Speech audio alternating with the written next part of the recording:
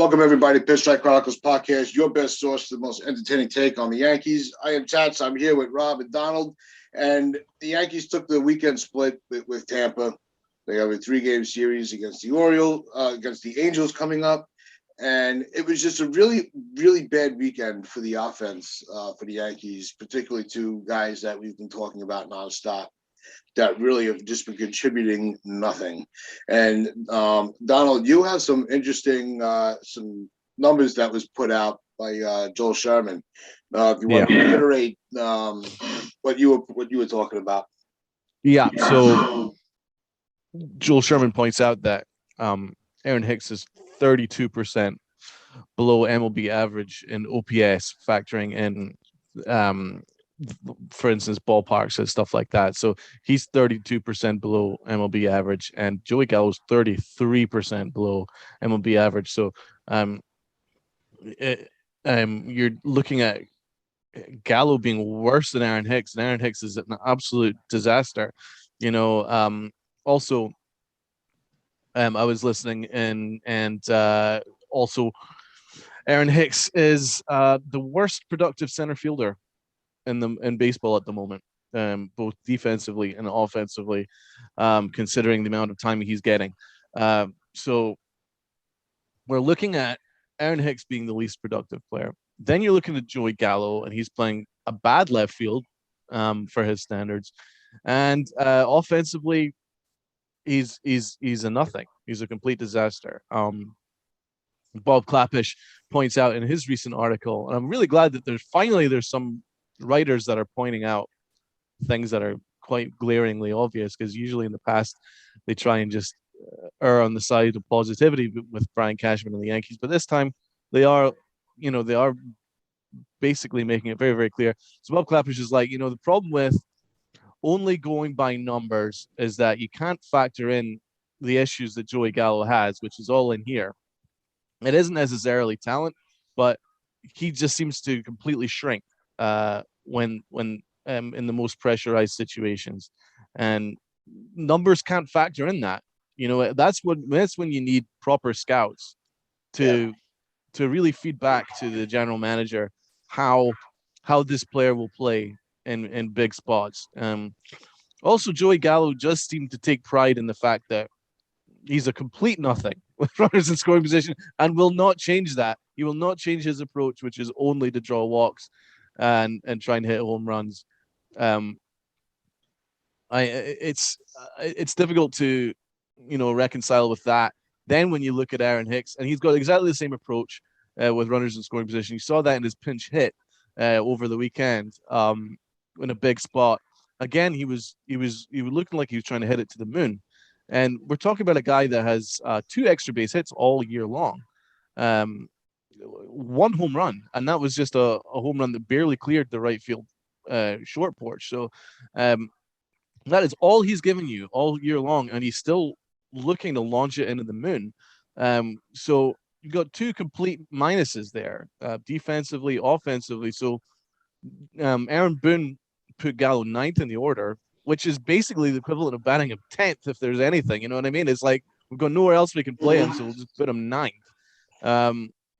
And Aaron Hicks is a complete disaster.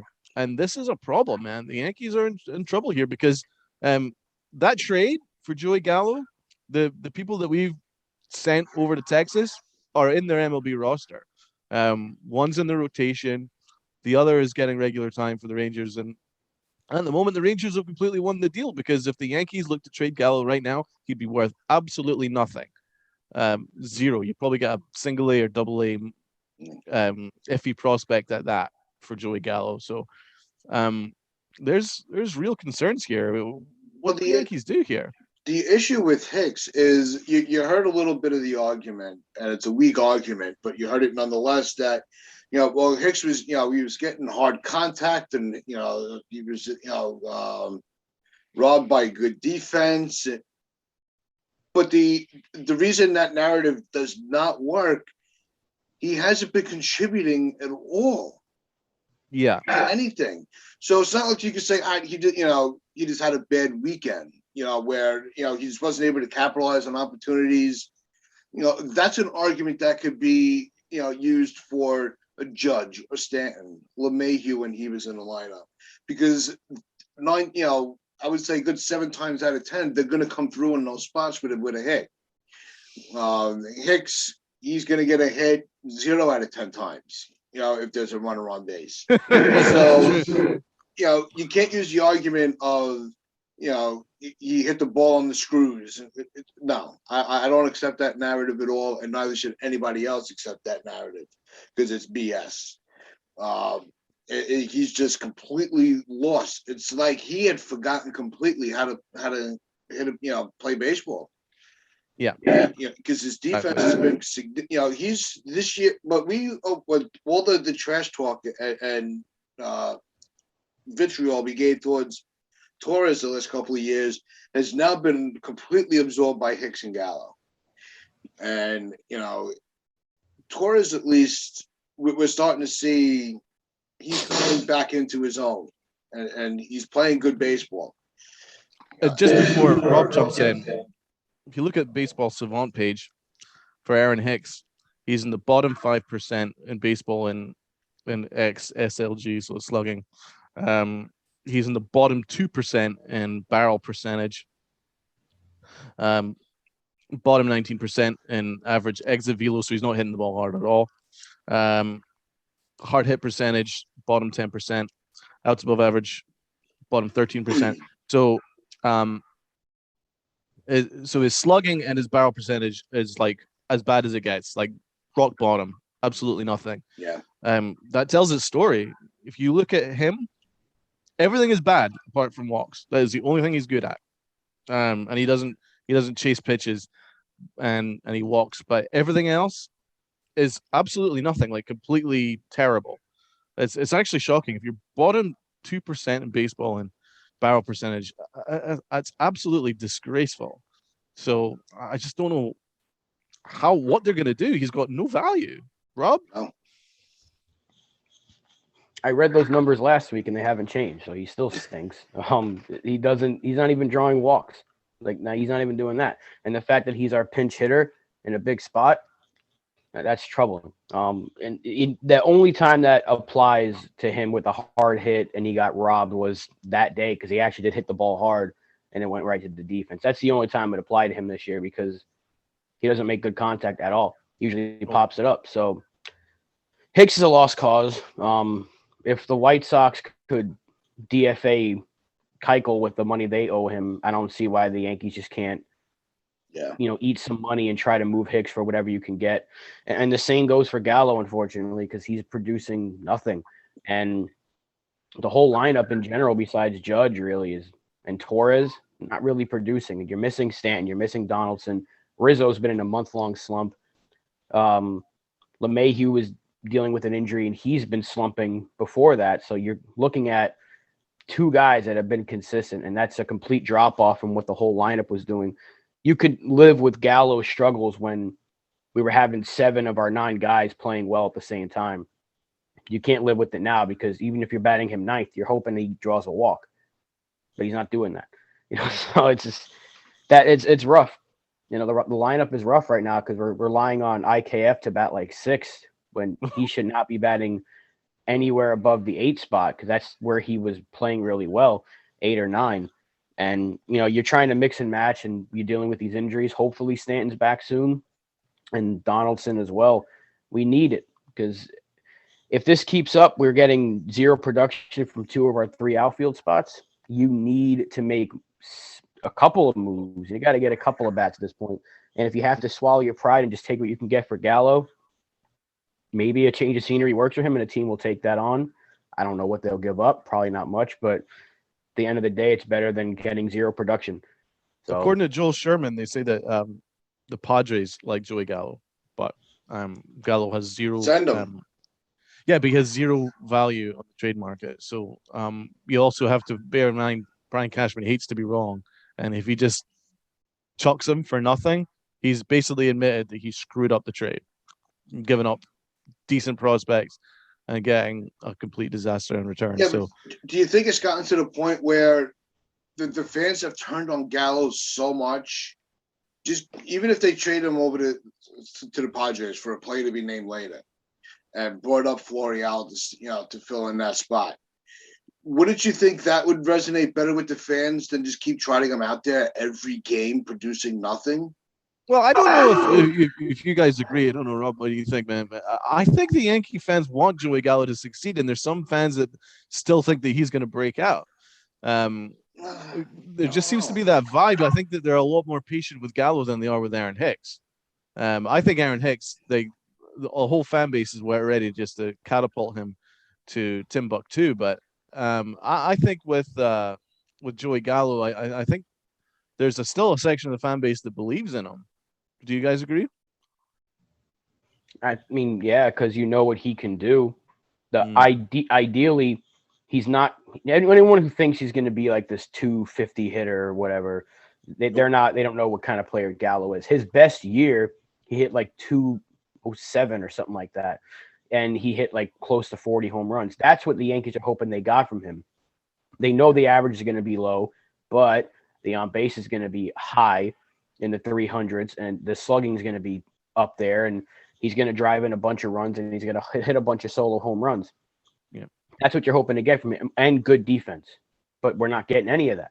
Nope. So, yeah, it's 2 months in, and you're hoping that maybe as the weather warms up, maybe his bat does, because he was hitting the ball pretty well for about a 2-week span, and then he just went cold again.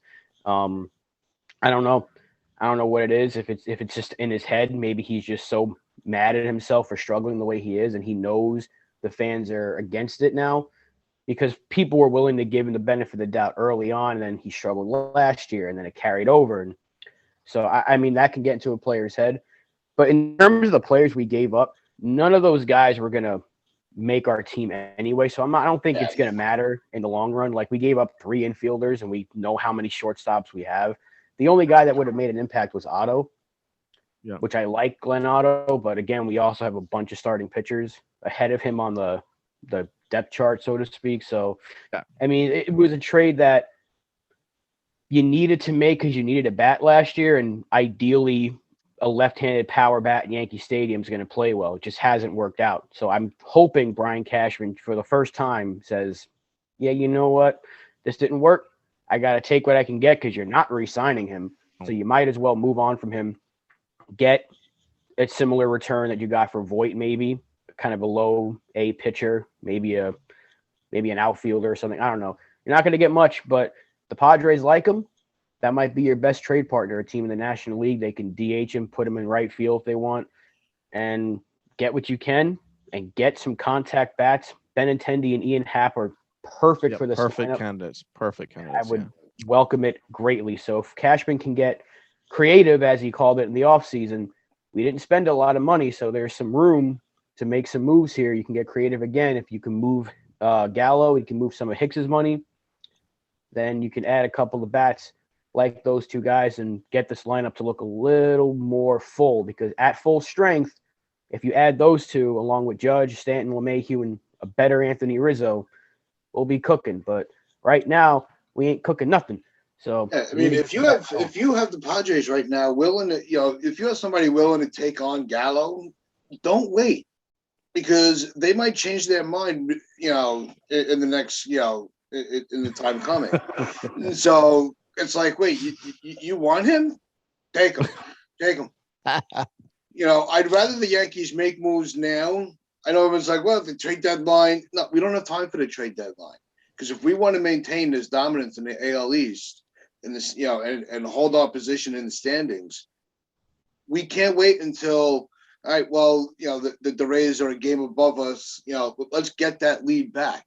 No, let's make moves now so we can hold our lead. And I think if San Diego's, showing interest, just ship them off. I think Boone batting him ninth tells its own story, because Boone hasn't fallen over himself to defend Joey Gallo from what I'm seeing. I think that plus him batting ninth is as clear an indicator that Aaron Boone doesn't trust him. There's no trust. No. Now, how would you guys assess Aaron Boone's moves over the series? Because obviously, there's some things that are out of his hands. For instance, there's only half an order out there. There's only half a batting order, and there's only, maybe just 2 guys that are actually making contact with the ball. 3 guys, if you include Andujar. So there's Torres and Judge. That's about it right now. There's not a lot Boone could do. However, I think it's fair to question some of his bullpen decisions and maybe that pinch hit decision with Aaron Hicks over Trevino. How would you guys assess it? Pinch hitting Aaron Hicks is never a good idea. Yeah. But again, our bench is so thin. So anyone you would have went to there, because it would have been Marwin Gonzalez or Aaron Hicks. So it's just pick your poison. Who do you want to get out in that situation? Yeah. So you really have no choice, and that's what the injuries have done to us. The bullpen, I mean, he could have went to King or went to McKay, even giving him a shot. But I mean, Marinaccio looked pretty good when he came back. His last couple outings, he's shown the ability to get out of some tough spots. But I mean, I was just upset for Sevy because he pitched so well for his line to look the way it did at the end of it. I mean, I don't know. I don't really see anyone else besides King that would have been the better choice, because our bullpen without Loaizaga and Green, you're like, who's really besides King? And you don't want to keep using Michael King because he's been struggling. So he's been really bad lately. So if you start overusing him and then he starts to get roughed up again, you really only have like one reliable arm. So I guess he's trying to see if Marinaccio can be a reliable guy in the late innings. Yeah. Over a struggling King right now. So I'm not too upset about it. I was just the worst thing about it was Sevy, because he pitched so well. Our whole rotation pitched so well the entire series, and to only come away with 2 wins was a little upsetting. Yeah, I mean, I think it really speaks to how the depth of these injuries and how they affected the series overall. When you have, when you're debating whether to put in Hicks or Gonzalez, and you're not sure which is the worst, that just says just how bad Hicks is. And when you trust I would trust Marwin Gonzalez over Hicks. Yep. So it's not like Boone had, the most ideal option for the situation. But I still would have gone. I would have put my trust in Gonzalez over Hicks, because Hicks, Gonzalez at least is putting some good at bats together. Hicks, Wells had a phenomenal defensive play on that, but it was what showed you before that, before he actually made contact with a ball, that he was actually going to be able to make contact. Because if it's not a golf swing, he's not swinging at anything. Well, that's right. But what we're not mentioning is the fact that, did he really need to pinch hit Trevino? Because Trevino has shown that in a big spot, he's actually one of the Yankees' more reliable bats. He's got a very decent batting average over the last fortnight with runners in scoring position, because he just knows his role. He's happy just to take that single or go for a single or whatever. Would you prefer Trevino or Aaron Hicks in that spot? I would go Trevino every single day. So I think that pinch hit was more like it was more like based on fantasy. It was more like, oh, we really need Aaron Hicks to A, earn his money, and B, get himself together. So we're just going to force him in this spot, even though there's absolutely a 0% chance he's going to come through. I think that actually this is the first time we've given Boone such a in-depth look at his decisions. And because he is, like you, and I think you phrased it perfectly. He's living in this fantasy world, where you're trying to put Hicks in a position where he's able to succeed, but like I was saying, he's shown no proof that he can come through in these positions. And you can't come out of the slump sitting on the bench, which I've said it so many times in my head. I'm tired of talking. I'm tired of even thinking it. Mm-hmm. And with Gallo being in the 9 spot, you're trying. It's almost like it's almost like desperation. Yeah.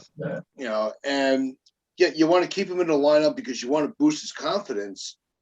But when you're batting a guy with his, caliber of a player that he was supposed to hold, that's almost, it's like batting Judge, putting LeMahieu ninth. Judge is hitting. Yeah, I don't think Judge to anybody. But I don't think, certainly don't think Boone had a particularly great last 2 games. However, he's been questionable. I think that he kind of was managing with one hand tied behind his back, and that's why I'm going to continue to give him a little bit of. But that also ties in with the pitching decisions, because you got 2 of your more reliable pitchers are on the relievers are injured. Britton's not back yet. You don't have Chapman. The reliable ones I was referring to was Loizier and Green, because you couldn't really rely on Chapman either. He's only really got one great arm out there right now. That's Clay Holmes. Or Mike King. Now, King's been struggling because now teams have the book on him. And Holmes is going to hit a little hit. He's going to have his hiccup. It's going to happen. It's sports. It's going to, it's inevitable. It's what you do the next game that matters. And I think King has had a couple of rough outings where, you let him just give him the night off. But to Rob's point, it is very tough to see Severino take the L there when he pitched so well. And also, Garrett Cole didn't get a W for having 10 strikeouts in 6 innings, and he was looking pretty dominant out there. Rob. Yeah. Strike call, a non-strike call. It should have been strike 3, extended the inning. He looked great, but there's no margin for error for the Yankees because they're not scoring any runs. So you're basically asking your starting pitching to pitch a shutout. And if the entire pitching staff give up more than 1 run, you're going to lose. That's a very, very hard margin for error to even live up to. So that's why I actually don't really blame Boone at all this series. And in fact, if I was considering the injuries, considering who's hitting, and it's just Aaron Judge and Torres, when you look at that and the fact that we took 2 out of 4 against Tampa Bay on the road is actually pretty good. I'll take it. I'll more than take it. What about you guys? Yeah, I'll take it for sure. It's just I wanted, I felt like we could have won 3. I wasn't expecting a sweep, but I feel like a series win was certainly the way Cole was pitching. I was like, we're going to win this game. And then we got robbed, and then and then King just looked terrible that game, as he has his last few outings. But I'm not worried about King. He's got excellent stuff. He's gonna turn it around. Yeah. Hopefully very, very soon. But when you can't hit and when you're trotted, because you pinch hit Aaron Hicks that 3rd game, and then you start him the next game and he goes 0 for 4 right on cue. Yep. And it's just you have no other options though, because Matt Carpenter's not an everyday player. You can't stick him at the DH spot every game and be like, go hit a home run again. You're not gonna get much from him. Marvin Gonzalez has already proven he can't play every day, so he needs to stay every so often. You have no choice right now unless you're playing Aaron Hicks or you want the pitcher to bat. You really can't.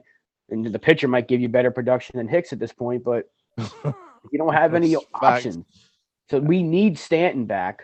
Hopefully, I think the 10 days will be up very soon, in a couple of days or so like that. And we need Donaldson, because even if Donaldson's not hitting, he's seeing pitches and he's putting together good at-bats. And it makes our lineup more complete to where we don't have to worry about Hicks in the lineup every day. And I would love for them to give Florial a shot, but they're not letting him. He had a few games. He didn't play well, and they sent him right back down for Matt Carpenter. And I don't know. I don't know what they're going to do. They're just waiting to get healthy, but I really think they should make a move right now. If there's a guy like Happ or Benintendi that could be had, don't wait till July, because it's June right now. There's still 2 months before the deadline. I think it's August 1st now instead of the 31st of July. So, well, to be honest, the trade market is not really open right now. I think you'll need another 3-4 weeks until teams are established completely out of the running for a playoff spot, and that's when you might that's when you'll start to see guys being shifted off. But Benintendi and Hap are the names to keep an eye on. Hopefully by the end of June. I would certainly hope that we're involved in those negotiations now. We were discussing Florio, but one name that we do know is already better than both of these guys is Andujar. He's actually been one of the positives of a difficult 4 days. He's playing a very sound left field, and he's still the doubles machine that we knew and loved in his rookie year. Would you guys make him the everyday left fielder moving forward? Absolutely. I think he's shown better. His defense is really. I think we were talking about this on Thursday's show, on Friday's show rather. That he's just looking a lot more. His confidence in playing left field is increasing. Game by game. Ride it. Ride that while you can. Yeah. And we know his offense is there. It was just a matter of him not having a position. Now we have a position for him. Keep him out there. Yeah, keep him out there. Because right now you don't have any other options. Now when Stanton gets healthy, you can rotate him and Andujar DH left field. Judge is going to have to play a lot of center field right now, but then that also leaves right field open. So maybe they put Gallo in right because he seems to be a much better right fielder than he is a left fielder. Oh, yeah.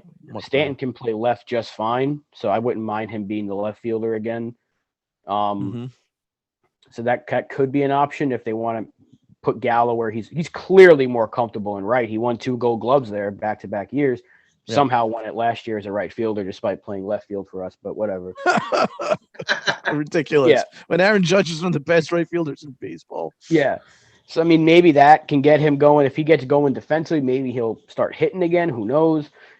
Just anything to try to get that bat going, even if he just does nothing but hit a home run here.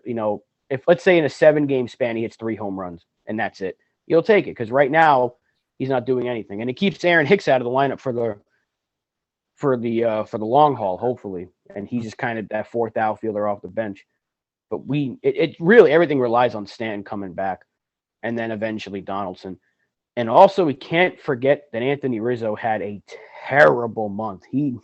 We need him to get back to what he was in April because he looked lost at the plate. I'm not giving up on him. Don't mistake this for me saying this is a bad signing, blah, blah, blah. I hate the guy. He just had a really bad month, and we desperately need it because hitting between Judge and Stanton is so important. And that's what worked for us so well because he was getting on base. Stanton was knocking him in after Judge was hitting a moonshot or getting himself on base. That's just what worked. We need Rizzo badly to get going. Now, what does it say on how bad that Hicks and Gallo have been? If the new signing, even though he's not new to the team, the new signing from the offseason of Rizzo had the month that he's had and he's pretty much been, he's not even a thought of, the amount of criticism that the other two have gotten. You're right. Yeah, and it comes down to one thing: defensive contribution. That's I really believe that's why Rizzo's been getting a pass from a lot of the criticism from the offense, because at least he's still showing that it's not affecting. Once it starts to affect the defense, that's my flag that something's just his head's not right, and that's what you're seeing from Hicks and Gallo, because now you're starting to see that defense is starting to decline. Since April 29th, Rizzo is batting 158. April, that's ouch. Yeah, he had 9 home runs up until April 29th and just 2 cents. So he's in a serious slump. It's actually a good point both of you guys have raised because, with all the problems that we're having with 2 of the worst outfielders in baseball in terms of offense, we're kind of overlooking the fact that Rizzo, who I'm a big fan of, glad he's back, and I fully trust that he's going to come back because you're you don't altogether forget how to hit within like 2 weeks. So he's just going through a slump. It happens. But when we're up against it and our backs are against the wall, and we got so many injuries, you would have needed your big guys to step up, and he did not step up, and he's not stepped up for a while. So I mean, it is fair to point out that he needs to step up. No, and who's going to be able to hold his spot to give him a day? If he needs a day or two to just clear his head. Who are you putting at first base right now? Yep, Carpenter. Well, at least you have that option. And it's like we said, one of the things that we like, and the first thing I look for in a first baseman is, are they righty or lefty? So it's fair. That's going to go out. Yes. He has to throw with his left hand. Just because he's a left-handed bat doesn't mean he throws with his left hand. We've seen some lefty batters throw with their right hand. So that's what Rizzo is so good at. He's also got the glove on the right hand, and he's throwing with his left. So I don't know if Carpenter's a lefty or righty throwing, but I wouldn't put him at first. I'd put him at third and let LeMahieu play first if Rizzo needs a day off. Torres has played a fine second base. I agree, but apparently LeMahieu does not like playing first base. He doesn't like it at all. I think he's a third. I think he prefers to be third. I don't think it's his favorite position of the his options. But if the Yankees ask him to play first, he's going to play first. Of course, you play everywhere. He's a man. It's going to be the Yankees. It's going to be I think this is going to be a very telling week ahead. How do they bounce back after splitting the series with Tampa? You got the Angels coming in, and with the injuries that you have, how do you sustain your lead while trying to rebalance your lineup and your pitching staff with all the injuries and uncertainties? Now's the time to show what you got. And it's up to Cashman. I think you hitting that point where if this is another rough week, you got to start making. You can't wait for the trade deadline. Like I said, this is I don't want to wait until we're behind in the standings to make the adjustment. I want to make the adjustment while we're still strong. Holding a lead. I want to make the adjustments while people are still trying to catch us, not until we're waiting to catch somebody else. I think that's going to be what's most important this season. You can't fall behind. You definitely want to ride the wave because I don't think anyone would have predicted us to be as dominant as we have been. I think we all knew that they were going to be a decent team, but would any of us predicted that we'd be the best team in baseball coming out of the gate? I think that maybe have been a stretch considering the offseason that we had. So you want to ride that wave. And so you definitely want to ride that momentum. And at least we were kind of efficient picking up Carpenter. Doesn't hurt having an extra lefty bat that can help out in a pinch. So I think that shows that there's an element of urgency. I do think that Cashman will be urgent, but it takes two to tango. Don't forget that. You can't just go, I want Benintendi. What's it going to take? I mean, it takes the other team to want to give up one of their best players as well. And gauge the market as well, because it's not the Royals' job, for instance, to make the Yankees better. It's their job to work out what's best for their franchise moving forward. And if the market is dead, then and the Yankees are interested in them, then the Yankees can play hardball with what to give up. It makes sense for the Royals to gauge the market, wait till there's other teams that need bats, so that you can have a bidding war and then you get the best return possible. So that's why I'm not putting any blame on Brian Cashman at all for the fact that nothing's been happening right now, because the market's dead and it takes two teams to tango. So let's assess the series coming up. We got the Angels.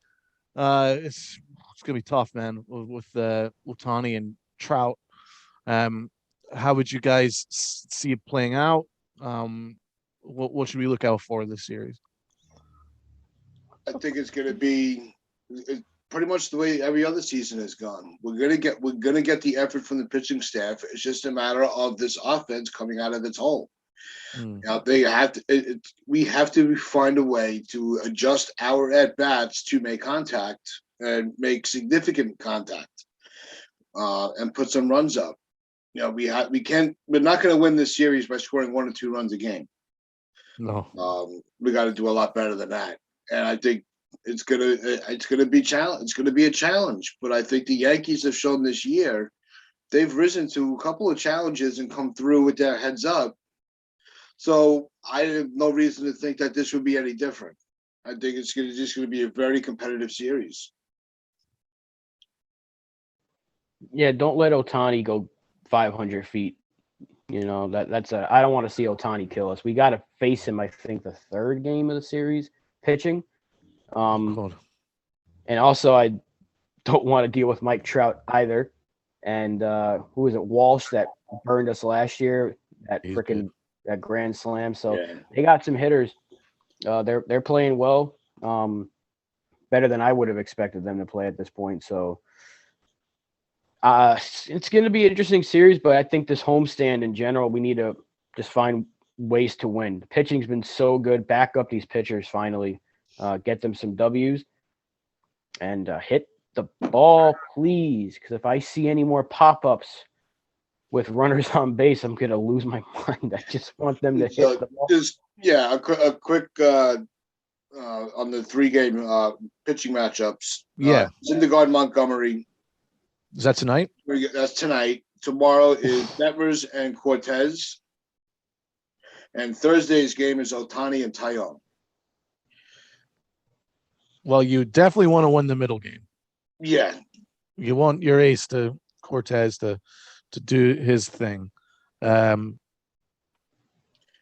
3rd game against Ohtani. It's hit him, You never know, because Ohtani really struggled at Yankee Stadium last year, pitching wise. I think we got to him. I think we made him work. Yeah, and then he gave up like 7 runs in his start, or something like that. We had lit him up, and then I think they took him out of the batting lineup for 1 game. Yeah. But that leads us seamlessly to Taillon. We've not really discussed Taillon. He's gone under the radar. He's actually legitimately one of the best pitchers in the American League right now. You looking at his numbers; they're all fantastic.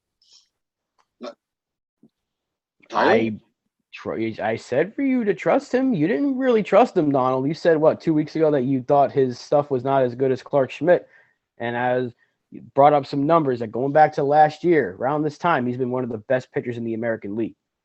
If not for that second injury last year that took him out for like a couple of weeks, he would have been our best pitcher, aside from Cortez. So, I'm also guilty of not taking a better look at Taillon. I'm not trying to tell you guys you're wrong, but we were wrong. Yeah, he is. He's exactly doing that. He does this all the time now. Look, I'm just saying you gotta look at these numbers, because these guys look at Matt Blake, because Matt Blake deserves a freaking plaque right now, because he has turned Nestor Cortez, and I'm not saying the pitchers haven't played a part in this as well, but Nestor Cortez has gone from being cut by the Orioles and the Mariners to being the best pitcher in baseball right now. Jameson Taillon went from multiple Tommy Johns to being a 2.49 ERA pitcher, which with that other, I don't know what the guy's name was. Apparently our pitching is just decent, according to this idiot last night. I forgot his name, but I just know that he said the Yankees need to get an ace because they don't have one, and they have decent pitching. He's like, the ERAs are right next to him as he's 2 talking aces, possibly 3. Our highest ERA is Severino with like a 3.39 or something like that. I don't know, but no, Taillon's been fantastic, and I hope he keeps it going. Montgomery is by far our worst pitcher, and he's been actually pretty good this year. He's been really good. He just doesn't get run support. Yeah, but this is important for Taillon because he's going into free agency, and if he's putting up a season like this, the Yankees would be wise to try to bring him back. But there's going to be a lot of other teams that are going to be like, "Oh, let's bring him in," and then you're going to see is it Matt Blake or is it Taillon really turning things around. I think it's a combination of the two, but I love what Taillon is doing. Whatever Matt Blake is teaching them with the cutter is working because every one of our pitchers throws it, and they throw it well. Taillon's cutter is fantastic. Cortez is, I don't even know about what the hell he's throwing. That cutter is ridiculous, but it's working.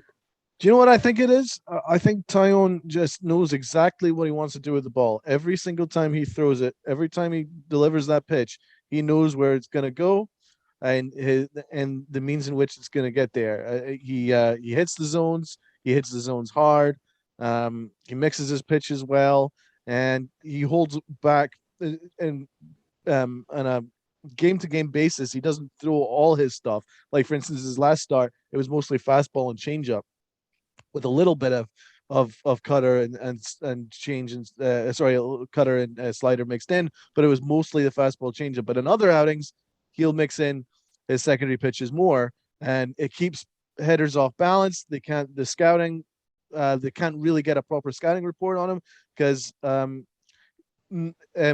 think last year he was throwing the fastball as a first pitch all the time, right? And hitters can get a handle on that, right? You can get a scouting report on that. This year it's completely different. The first pitch could be a curveball. His first pitch could be a slider or a cutter, and you can't really get a read on him. And he pitches to contact, so he goes late into games, and these were all things that didn't happen last year. So that's why I was a little down on him going into this year, because he was hurt, and he was okay last year. I liked him. I just didn't think he was dominant by any stretch. But this year is a different Tyone. He's mixing his pitches. His pitches are better, and he's hitting the zone. His location is incredible. I dare say his location's been one of the best in baseball, and it's really crazy considering he was always Garrett Cole's little brother, but he showed Garrett Cole that he's the big man now. He can definitely carry a team. So, yeah, no, I'm loving what I'm seeing from Tyone, and what he did in his start, and when we desperately needed him to come through, he came through. So, it's all good with him. His spin rate is unbelievable. That's always been his thing, is he has good spin, especially on the curve and the fastball. He throws like 6 pitches, and he throws them all well. That's unusual for a starter. It's crazy to think that I'd say that Garrett Cole's been our most inconsistent pitcher this year, which is so interesting. That sounds so weird coming, And he's been good. He's been really good lately. After those first 3 starts, he's been really good. It's just, that's how good Tyone has been since the start of it. Cortez hasn't stopped since last year. And Sevi, I think you kind of give him a little break because he's coming back from the injuries. And Montgomery is just doing what he did last year. It's just he doesn't get run support. So you're like, well, whatever. He's been the same pitcher. And our whole rotation has been fantastic. I just really wish the bats would give these guys some more wins because they're pitching their asses off right now. Yeah. It's true. I'm curious, how many of those wins that the bullpen arms are getting should have been the starting pitchers that are going, deep into the game, but they're not scoring. Yankees won't score until the 7, 8, and 9. The numbers from the starting pitching should be so much better. The win-loss record should look a lot better. Not that people care about the wins and losses for starters anymore, but when you're looking at, in the box, in the box scores, it is nice to see, like Tyone, you look at him, it's 5-1, like, oh, that's awesome. And you look at Monty, what is it? I think it's like 0-2, it's so unbalanced, So what is his win-loss record, actually? So important. Montgomery's like 0-1 or 0-2. He doesn't have a win. And oh my God. Our wins leaders are Tyone with 5, Cole and Cortez with 4, and then after that, Sevi has 3. So Clay Holmes has as many wins as Nestor Cortez and Garrett Cole. Clark Schmidt has 3 wins. Castro and King and JP Sears has 2 wins. AP. There are 4 relief pitchers with more wins than Joder Montgomery. So, yeah, we need to get these guys some more run support. And I know we're winning a lot of games. I don't want to sound like I'm down in the dumps right now because we're still the best team in the American League. But the offense being in this like 2-week-long kind of skid is, even though we've won some games in that skid, I want to just be more consistent. I'm not saying you got to score 10 a game and just blow teams out every night, but no, we need the April team. Yeah, it'd be nice to score 4 or 5 a game, right? Realistically, I mean, this is a pretty tough matchup for us, especially with Stanton out, which is so key. We need Stanton to really provide some protection for Judge in the order. We're desperately missing him, so it's just a case of surviving until Stanton's back.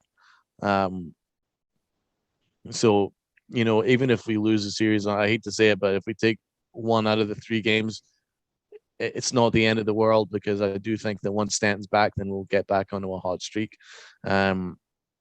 It's just a matter of survival right now, because this is a tough matchup. The Angels tend to play us pretty hard, even when they're not a very good team, which they were last year. Yet they still gave us a hard time. So this is gonna be a tough series. I'd be delighted if we can win the series. I think it'd be amazing if we can. Certainly, as long as we don't get swept, then we'll be okay. No, that's why I think what Rob said, is important. The middle game is the one that that should be our automatic W. I said that, but yeah, let's go. Thanks, Tats. So one of you said it. That's podcasting, Donald. So no, it's going to be it's going to be a tough series. There's no doubt about it. Especially with the way our lineup looks. And the pitching is not going to be the question. It's going to be the hitting. The offense is going to be the problem. Let's hope that some of these bats. I think this is going to be a big series for Rizzo. To even though it's still in the month of May, just flip the calendar and just move forward. Now, Tats, you wanted to talk about baseball and their scheduling. Yeah. Oh, yeah. Quick thing, because it really pissed me off. It's everybody's relaxing, having a barbecue, and no Yankees baseball. And the fact that the Yankees are not scheduled to play. They weren't scheduled yesterday on Memorial Day. They're not scheduled on the 4th of July. If baseball wants to, I think that they have almost forfeited their name of being the national pastime. I think the NFL is completely just taking that from them. And this is the reason why that the NFL does so much better than in their marketing and scheduling than baseball. You have Thanksgiving, and I think Christmas too. Now they have games going on. The NFL Thanksgiving is always a big NFL day. I think the NBA has Christmas, right? Of course. And here it is, 4th of July. You're not even going to have, it's New York. How do you not? Further to your point, the Cowboys always play on Thanksgiving, right? Now they are, cool America's team. They're not, but that's the nickname they have because they're one of the biggest franchises in the game. They always play Thanksgiving. That's the NFL kind of putting that out there. The Knicks tend to host either Martin Luther King Day or Christmas Day. They tend to host most Christmas days when they're a semi-decent team, because they're one of the biggest franchises in basketball. Whether they're a great team or not, doesn't matter. They're still huge and they've got a massive fan base, and that's the same with the Cowboys. So why are baseball do not have the Yankees, who are the biggest team in sports, in all the sports, not hosting 4th of July, or as you say, Memorial Day? It is a weird look. It doesn't make a whole lot of sense in terms of, you're trying to drive the numbers up in baseball, and obviously the baseball have basic sole exclusive rights to the 4th of July holiday and Memorial Day in many ways, and they don't take advantage of it by putting the best team out there to drive numbers up. Obviously the NFL do that with the Cowboys, and NBA do it with the Knicks and Boston and other major franchises. The Lakers, Golden State, they tend to play on Christmas Day too. So it's really weird for baseball. It really is. It's like they seem to be lost. They're really lost in what they're doing this year. It's like they give and then they take away. So obviously they've made it more difficult to access this game by putting everything on Apple Plus and then Amazon. and then they've got these blackouts all over local restrictions, and now you've got this where the biggest team in baseball don't get the major holiday. It's really strange. I can agree with you there. Yeah, the whole thing with the blackouts continues to just drive me insane. All the different apps you need to use. If you have Amazon Prime, you still need Amazon Prime Video to watch. So that's another subscription. It's just it's ridiculous. It's ridiculous. I know what you wanted to say there. Yeah. It's really ridiculous. No, every team should play on the 4th of July, and every team should play on Memorial Day. But specifically the 4th of July, like there's no other day that's like so symbolic of baseball. It's like you're gonna call yourself America's pastime, but you're not gonna have every team play on America's birthday. I don't know. That just seems foolish. Memorial Day, I can see, it's not the end of the world, but I feel like we should have played. Every team should probably play on the national holidays. It is the most somber of them. Yeah.